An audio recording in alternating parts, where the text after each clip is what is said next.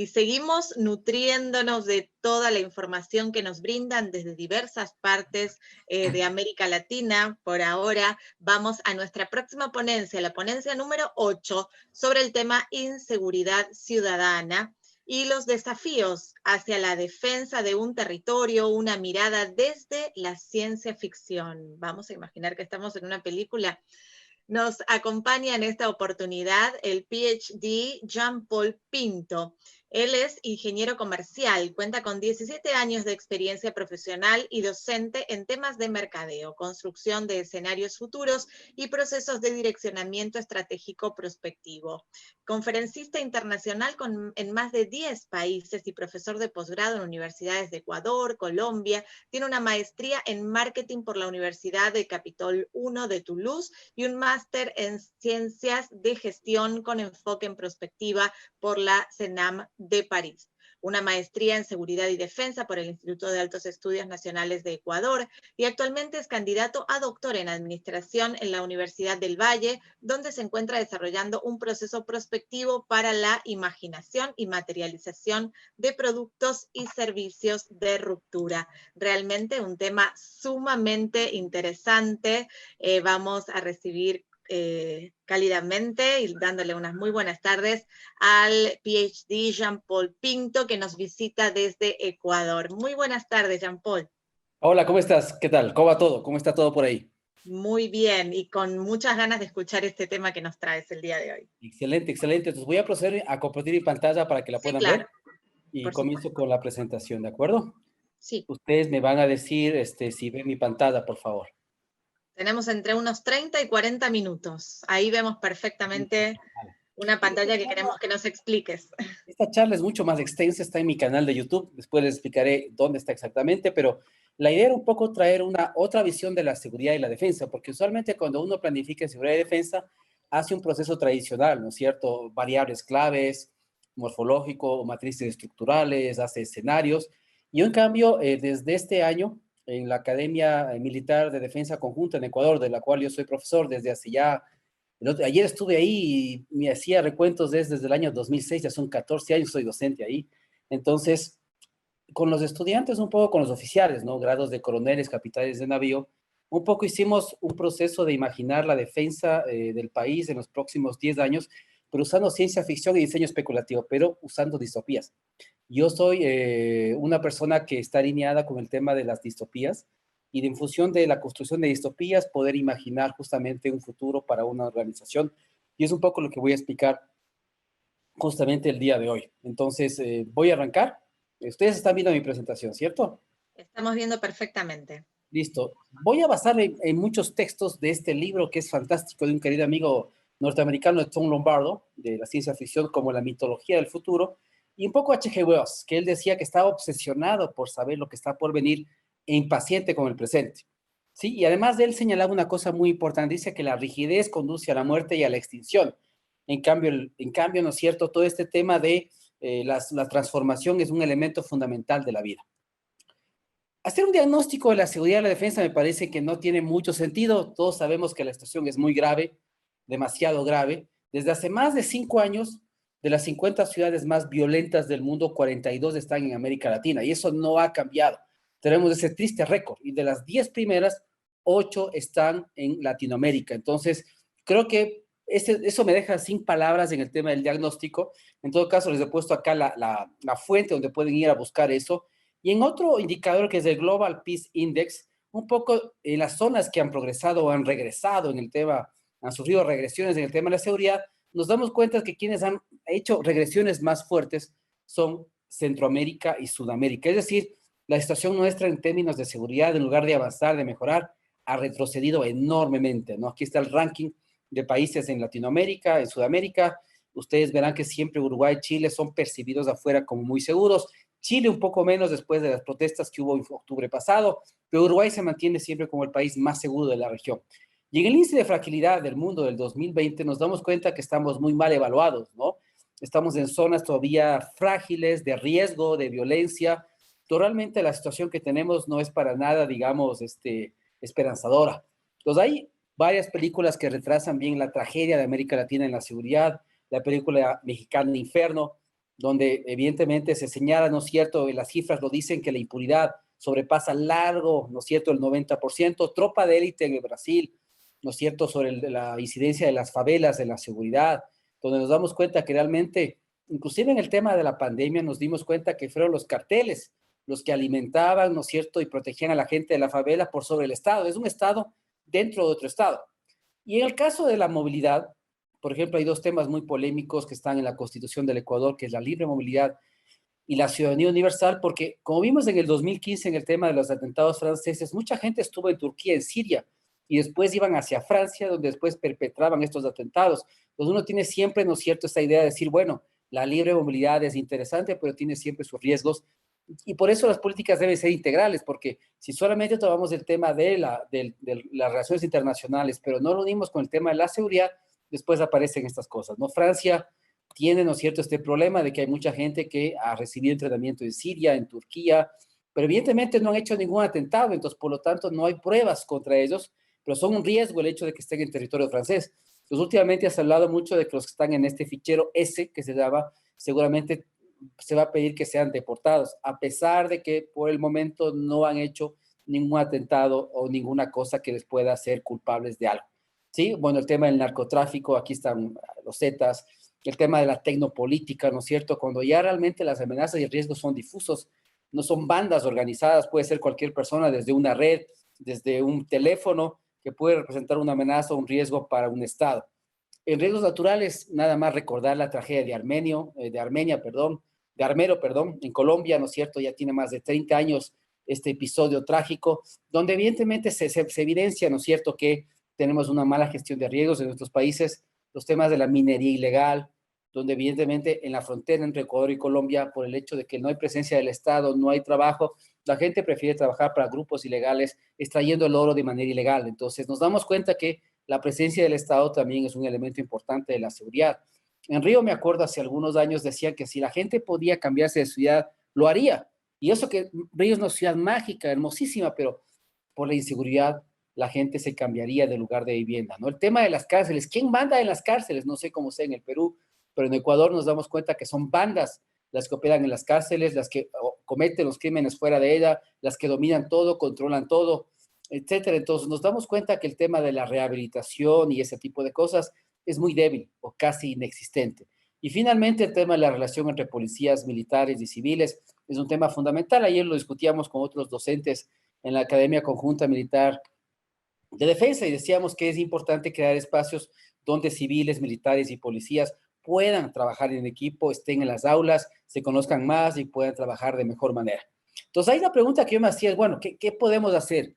Si lo que hemos hecho en los últimos años no ha dado ningún resultado, ¿será que debemos seguir haciendo lo mismo o deberemos hacer algo completamente diferente? Yo creo que lo que hay que hacer, como hizo Neo en Matrix, es comenzar a abrir otra puerta. No podemos seguir abriendo la puerta porque nos damos cuenta que los resultados no vienen, no son satisfactorios, ¿no? Entonces, les decía que antes en el pasado, cuando yo comencé a dar clases ya hace más de 10 años, un poco yo usaba, está en un artículo de este libro editado por Guillermina Baena Paz, donde yo un poco hacía el método francés, ustedes vieron que estudié en Francia, pues usaba un poco las herramientas de Michel Godet, hacía priorización de variables, matriz estructural, análisis morfológico y después construcciones, es decir, un proceso clásico, interesante, que me gustaba, pero que yo sentía que le faltaba algo. Es decir, siempre que hacía estos procesos, sentía como que de alguna manera algo faltaba ahí, algo no estaba y que había que hacer algo más, ¿sí? Entonces, con entidades policiales también lo hice con servicios de inteligencia, pero bueno, yo poco a poco después del 2008, con el libro de Nicolás Taleb, fui introduciendo el concepto de cisnes negros. Lo hice, me acuerdo, el año pasado con una universidad en el centro del país, e increíblemente pusimos en un cisne negro la pandemia. ¿Pero por qué pusimos el tema de una pandemia? No sabíamos cuál era, pero era una pandemia, porque el 70% de los estudiantes de esa universidad venían de otras ciudades. Y si había alguna pandemia que hacía imposible el movimiento, evidentemente la universidad no iba a poder operar. Entonces, este tipo de matrices, ahora más que nunca, el riesgo de cisnes negros, son importantes porque nos permiten identificar cambios inesperados, sorpresas, cisnes negros que pueden aparecer. Sí, pero ustedes ven que es un proceso lineal, sí, estructural, morfológico, escenarios, etcétera, de diferentes ámbitos. Y de ahí, bueno, yo dije, me hice esta pregunta desde el año 2017, ya son 3 años de esto, si se podía imaginar el futuro de manera diferente, si era necesario materializarlo, ¿no? Porque el gran problema del futuro es que es algo abstracto, porque no existe, no lo podemos ver, no lo podemos tocar. Entonces, ya es importante materializarlo, ¿no? También me hacía la pregunta si era importante pensar en extremos, en distopías, que es lo que yo decía. Y esto implicaba que la perspectiva debía hibridarse con otras disciplinas. Entonces me puse a investigar con qué disciplinas yo podría hibridar a la perspectiva, ¿no? Y lo que yo digo es que los expertos sobre la seguridad del futuro no existen. Es necesario reinventar el mundo de la seguridad para transformarla, ¿no? Este año también hemos publicado con Javier Medina de Colombia también un artículo en la revista Foresight sobre este proceso que les voy a mostrar.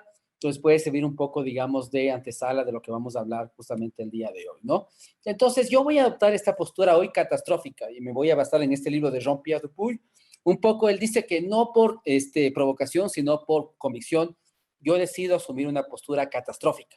Es decir, prefiero construir distopías. Y esto se basa un poco, ¿no es cierto?, en el pensamiento de H.G. Wells también. Él decía que la única forma en que la humanidad va a cambiar es después de una tragedia. Y Jean-Pierre Dupuy, él dice, hay que generar una imagen del futuro catastrófica para que sea repulsiva, pero que sea al mismo tiempo también verosímil para motivar acciones que impidan su realización. Entonces, yo lo que hago en mi trabajo es eso, es decir, el peor escenario, la tragedia, la catástrofe, para que la gente no quiera llegar a dar, pero tiene que ser verosímil para que la gente decida tomar acciones, implementar proyectos, programas, para impedir que eso se vuelva realidad. Entonces, dentro de la ciencia ficción hay muchas cosas sobre la guerra, la defensa, ¿no es cierto? Entonces, ahí está A Fleet War, está Starship Troopers, está The City of Endless Night. Esta es una novela impresionante, anticipatorio de lo que pasó en Berlín después de la Segunda Guerra Mundial.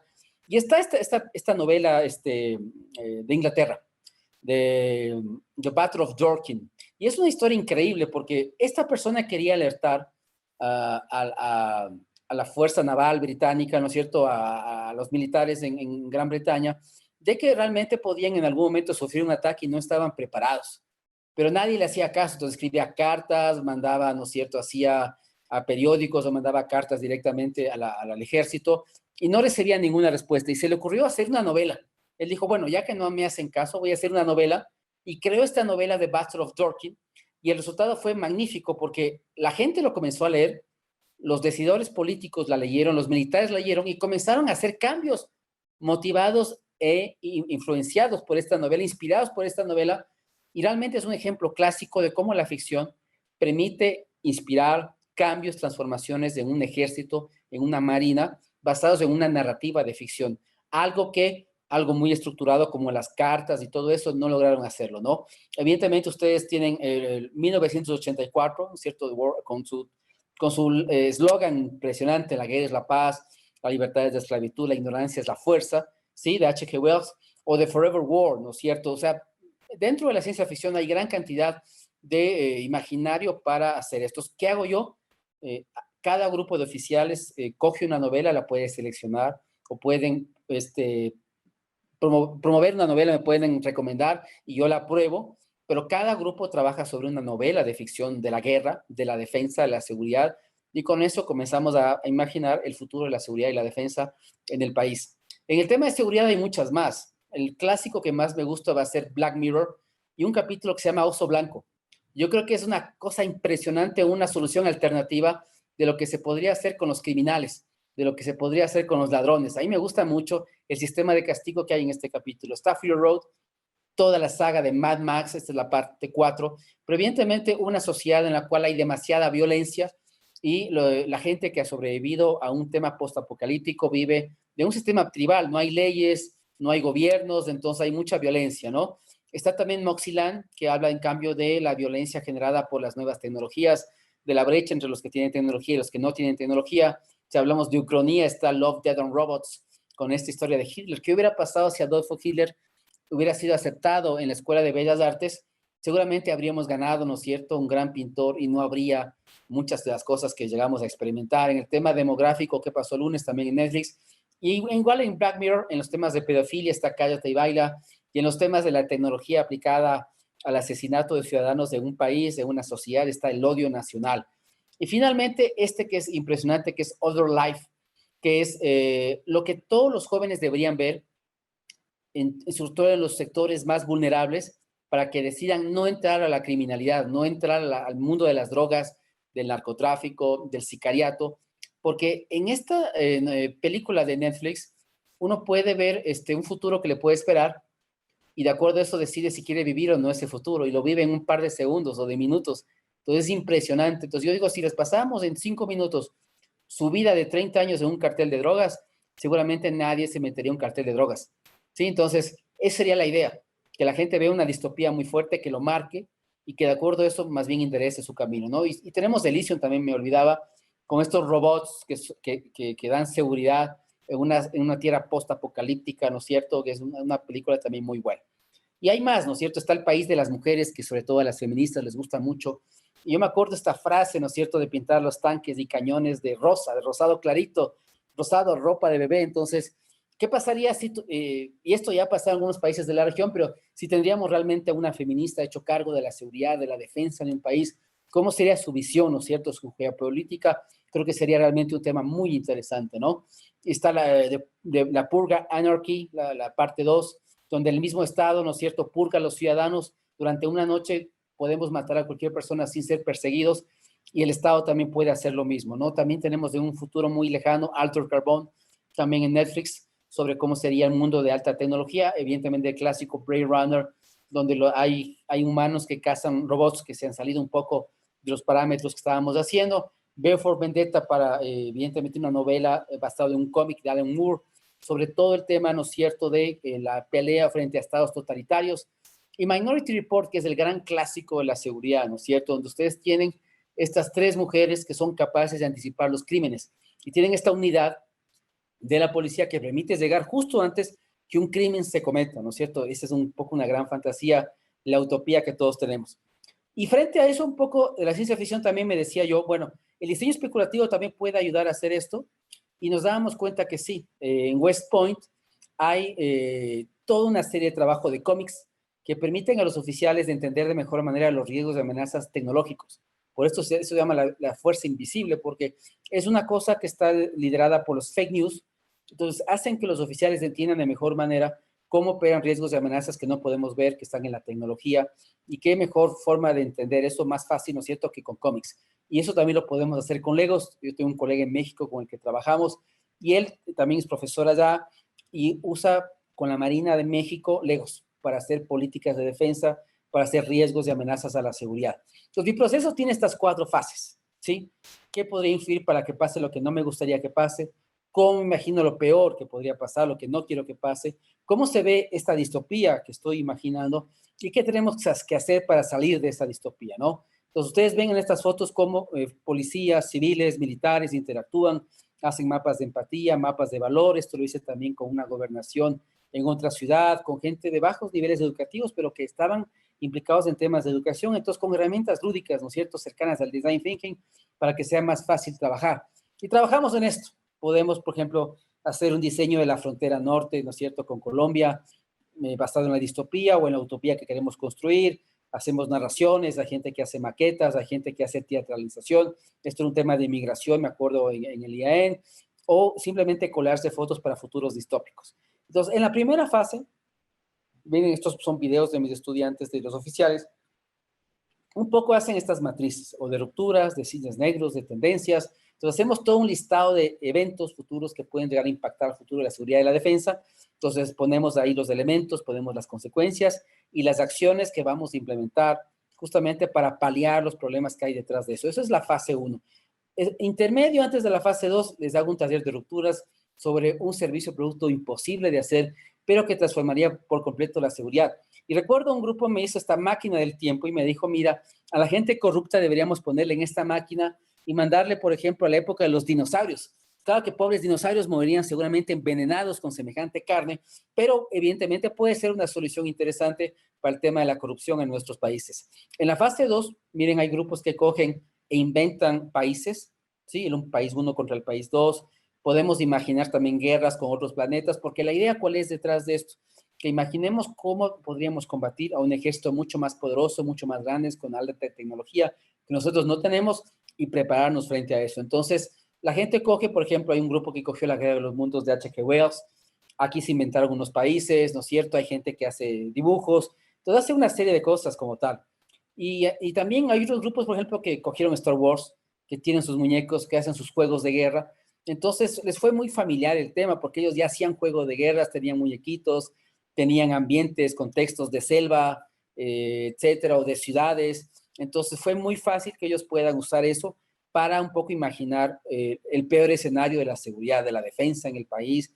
Y, por ejemplo, aquí ustedes ven algo que está incendiando, ven gente muerta, ¿no es cierto?, etcétera, en situaciones muy complejas, ¿no? Y miren que lo hacen con cosas que hay en la casa. Estos son ambientadores, ¿no es cierto? No sé cómo les llaman en Perú, pero estos que expiden estos olores agradables y chéveres, pero lo hacen con todo lo que está en la casa, ¿no? Pues a veces cogen elementos de sus higos, legos, lo que sea, y comienzan a armar historias, ¿no? Ponen luces. Entonces, miren que esto es interesante porque permite materializar el riesgo, permite que sea mucho más claro, más tangible de qué estamos hablando, porque a veces cuando hablamos de sicariato, hablamos de trata de blancas, o hablamos, ¿no es cierto?, de ciberseguridad, son a veces conceptos que pueden sonar muy diferentes, ¿no es cierto?, distintas connotaciones, pero es mejor materializar. Y por eso es que yo uso después diseño de la ficción, porque considero que la ficción te lleva a otros mundos, te hace ver otras realidades alternativas, pero no es suficiente, es necesario también materializar, que la gente pueda tocar, ver, sentir el futuro. Y miren que hasta un oficial con sus dos hijas hicieron un TikTok sobre el tema de la pesca ilegal cerca de las Islas Galápagos, que fue un problema también grave que me parece que ustedes también sufrieron. Entonces, hicieron un TikTok sobre estas amenazas, pintaron, ¿no es cierto?, hicieron un video. Increíble, entonces, significa que podemos usar otras herramientas para que la gente entienda los riesgos de amenazas a la seguridad, esté clara qué es lo que esto implica, ¿no es cierto?, y sea mucho más tangible, ¿no? Hay otra gente, en cambio, que me hizo estos muñequitos, ellos mismos lo hicieron, ¿no es cierto?, o hacen decoraciones de celda por el tema del narcotráfico. Entonces, es una cosa bien interesante porque nos permite recrear ambientes en los cuales habría que entrar a operar, y evidentemente ahí es mucho más fácil que el teatro de guerra o de seguridad esté claro para ver de qué manera se va a entrar a operar en este terreno. ¿Sí? Pero evidentemente, como no es suficiente hacer ciencia ficción y diseño especulativo, la otra cosa que hacemos es aterrizar esto en la estrategia. Y aquí sí vuelve un poco a las herramientas clásicas de la prospectiva, a los árboles de competencia de Marc Gigé. Entonces ellos dicen, bueno, en función de esta distopía que acabamos de hacer, ¿qué nuevos conocimientos deberíamos tener para no llegar allá? ¿Qué nueva estructura deberíamos tener en nuestro ejército? ¿Qué nuevos servicios o productos deberíamos ofrecer a la comunidad, ¿no es cierto?, para mayor seguridad, para mejor defensa? Como hacemos listados largos de 50, 70, veces de 100 acciones, hacemos una back de Reñer con colores, donde el verde significa que eso sí se va a hacer, el rojo eso no va a ser, y nos ponemos de acuerdo sobre qué será hecho a futuro. Entonces es una etapa de identificación de acciones, de capacidades futuras, donde al final llegamos a la visión de futuro. El último gran producto de todo este proceso es la visión futura de la organización.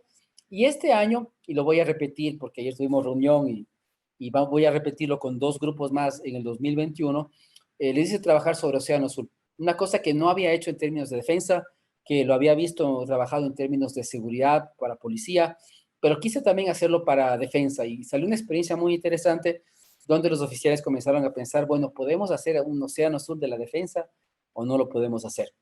Y para terminar, un poco, ustedes dirán, bueno, pero esta locura, ¿qué impacto tuvo sobre los oficiales? Y ustedes pueden ver algunas opiniones de ellos acá. Dicen que es útil, que permite salir de lo convencional, que es aplicable, que permite abrir la mente, ¿no es cierto? Sobre todo que se pueden considerar escenarios que no tomaríamos en cuenta con otras metodologías tradicionales. Esto permite evitar sorpresas, evitar la improvisación, cambiar la forma de pensar, ¿no es cierto? Ser mucho más creativos, más imaginativos. Y como un oficial decía en México, usar legos o maquetas no es tan simple, ¿sí? Es un proceso de trabajo, de reflexión, de análisis. Y hay otros grupos, en cambio, que decían que era importante crear el escenario catastrófico para la toma de decisiones, que ellos lo veían importante. Es decir, a la hora de tomar decisiones, el escenario catastrófico podía ser una gran alternativa, ¿no? Además decían que como el proceso es colaborativo, este año lo hicimos realmente totalmente virtual, pero como el Zoom permite los breakout rooms, la gente, los oficiales se reunían, yo podía entrar, veía lo que estaban trabajando, nos poníamos de acuerdo, veía cómo iban avanzando en todo el proceso. Entonces, profundiza la comunicación, permite pensar mejor en modelos, en estrategias, y evidentemente, como decía otro oficial, permite que las líneas de acción del Estado se amplíen para escenarios poco probables, hasta imposibles, ¿no? Y para terminar, decían que este proceso permite prepararse para el peor escenario, es una forma novedosa de ver escenarios desconocidos o que usualmente no son considerados porque son vistos como poco probables, siembran conciencia en los riesgos. Esto implica que hay una mayor sensibilización de la gente que participa sobre lo que es un riesgo o una amenaza, que es importante el uso de prototipos en el tema de seguridad, que es muy didáctico, ¿sí? Uno ya tiene mucho más claro que es un riesgo o una amenaza, y que lo veían factible el uso de las distopías, porque si la realidad es mala, es mejor verla y experimentarla en carne propia, ¿no? Y va más allá de las teorías o trabajos pesados de gabinete. Y decían que la ciencia ficción ayuda a identificar riesgos y amenazas y que la ficción realmente es importante porque se está volviendo realidad. Entonces yo recuerdo, ¿no es cierto?, cuando se inauguró aquí la película del Joker, uno iba al cine y era impresionante porque la violencia que estaba en el cine era la misma que estaba en las calles, en el centro de Quito. Y uno decía, pero se han puesto de acuerdo, o sea, ¿y para qué pagué yo para ir al cine para ver un nivel de violencia que la encuentro a 10 minutos a pie? O sea, no tiene ningún sentido. Entonces, la ficción superó la realidad. Y por último, señalaron que es necesario priorizar las narrativas distópicas o de catástrofe para construir estructuras mucho más robustas, porque evidentemente un elemento importante dentro de la seguridad es el concepto de vulnerabilidad en una fuerza, ¿no? Entonces, como les decía, ahí está un poco mi LinkedIn, está mi Instagram, donde van a ver muchas de estas fotos de mis proyectos, y mi canal de YouTube, donde está esta charla mucho más larga, extensa, porque ahorita he hecho un resumen rápido de todo esto, y con otra gente en 10 países estamos ya abriendo una comunidad de transformación de negocios, donde vamos a empezar a dar charlas, capacitaciones, asesorías en diferentes áreas. Entonces, hasta ahí no quiero alargarme más, sé que estoy ya en los tiempos justos, así que, bueno, gracias por la invitación. Jean-Paul, muchísimas gracias, realmente sumamente interesante. Y la gran pregunta sería, ¿esta pandemia mundial ha superado a la ficción, esta realidad que hemos vivido todos en estos meses? O sea, el gran problema que yo lo he señalado en algunas conferencias es que la pandemia es un evento que sí se visualizó hace algún tiempo ya, pero evidentemente no había forma de saber cuándo iba a materializarse ni de qué forma. Y el otro gran problema es que cuando vino el tema de la pandemia, había temas que estaban como mucho más importantes. Los riesgos tecnológicos, todo el tema de la alta tecnología y el cambio climático. Entonces, a eso se suma que tuvimos dos eventos anteriores, el SRAS, el MERS en Medio Oriente, que supimos controlar. Es decir, gente que murió, gente que se infectó, pero no fue una pandemia. Fue un evento grave, pero que se pudo controlar. Entonces, seguramente los gobiernos esta vez pensaron que iba a ser similar, que no había de qué preocuparse, minimizaron el evento, otros eventos opacaron el tema de la pandemia, y realmente ahora nos damos cuenta que la globalización no es una tan buena idea, porque nos damos cuenta que un virus que está al otro lado del mundo puede llegar rápidamente en una semana, que es nada de tiempo para que una población se pueda preparar. Entonces, yo te diría que no es un cisne negro, y Nicolás lo ha comentado, porque es un evento que ya sobre el cual se estudió y se teorizó y estaba ahí, pero evidentemente que fue tan rápido por el tema de la globalización y nunca lo habíamos visto, por lo menos en Occidente, nunca había pasado, y por lo tanto los gobiernos no sabían qué hacer, la gente no sabía qué hacer, y hasta el día de hoy, inclusive hablando con algunos colegas que son médicos, hay mucha ignorancia en el tema, todavía no estamos claros cómo es la enfermedad, cómo se produce, estamos un poco a tientas, ¿no? Haciendo, experimentando, error, ¿no es cierto?, acierto en el tema del virus. Claro, es una prueba y error porque en realidad se hace camino al andar. Como es algo tan nuevo, ¿no es cierto? Se sigue experimentando constantemente.